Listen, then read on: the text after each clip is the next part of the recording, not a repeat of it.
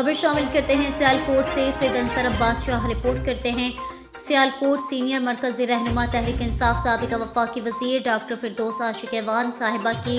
वालदा कलील अलालत के बाद पम्स हॉस्पिटल इस्लामाबाद में इंतकाल कर गई थी, जिनका नमाज जनाजा इनके आबाई गांव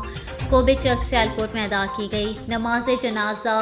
अल्लामा फैज़ अली करपालवी साहब ने पढ़ाई। नमाज जनाजा में ज़िला सियालकोट की कसीर तादाद ने शिरकत की। नमाज जनाजा में वकला, मजहबी, सियासी, तालीमी, कारोबारी शख्सियत ने शिरकत की, जिनमें नुमाया शिरकत करने वालों में पाकिस्तान तहरीक इंसाफ के सीनियर रहनुमा उस्मान डार, उमर डार, पाकिस्तान तहरीक इंसाफ के MPA चौधरी एहसन सलीम बरियार, चौधरी मोहम्मद अकमल चीमा, साबिक ज़िले नाज़िम डिस्ट्रिक्ट सियालकोट, चौधरी ताहिर महमूद हंदली, साबिक MPA चौधरी दिलावर बेग, साबिका ticket holder PTI Chaudhry Saeed Ahmed Guli, साबिका टिकट होल्डर PTI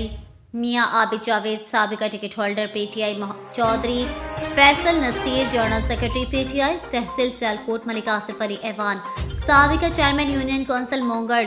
रहनुमा नून लीग राना मोहम्मद अकरम मलिक ताज होटल सियालकोट वाले, अल्लामा सैयद आरिफ हुसैन नकवी साहब, ज़िले सदर मजलिस उलमाए इमामिया डिस्ट्रिक्ट सियालकोट मियाँ मोहम्मद अनवर, साबिका नाज़िम यूनियन कौंसिल शहनी, रहनुमा तहरीक इंसाफ चौधरी मोहम्मद इस्लाम शामिल थे। नमाज जनाजा में हज़ारों लोगों ने शिरकत की और मरहुमा की मग़फ़िरत के लिए अल्लाह ताला के हुज़ूर दुआ की।